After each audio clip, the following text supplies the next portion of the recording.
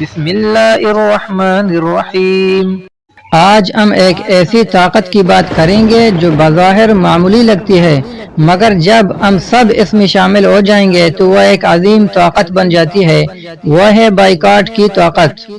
کہتے ہیں کہ ایک مرتبہ ایک بادشاہ نے ایک بڑا ٹینکی بنوایا اور تمام گاؤں والوں سے اعلان کیا کہ تمام گاؤں والوں کا ذمہ داری ہے کہ روزانہ صبح سویرے وہ اس ٹینکی میں ایک ایک جگ دودھ ڈالیں۔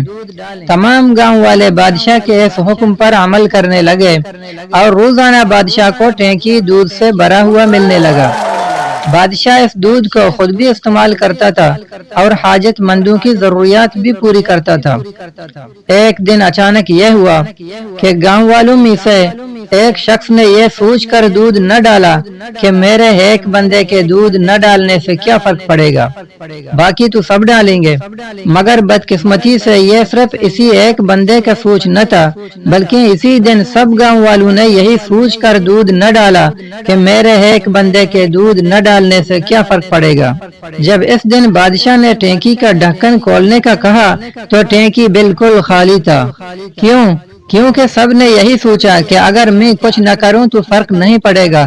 بس یہی حال ہے آج کل بائیکاٹ کا۔ میں سمجھتا ہوں کہ مثال اب سمجھ میں آیا ہوگا۔ ہر ایک شخص کو یہ سوچنا چاہیے کہ اس مہم میں میری شرکت سے فرق پڑے گا تو قطرہ قطرہ کر کے وہ بائیکاٹ ایک دریا بن جائے گا، ایک ایسی لہر جو ظالم کو ہلا کر رکھ دے گی۔ Like, comment, and subscribe.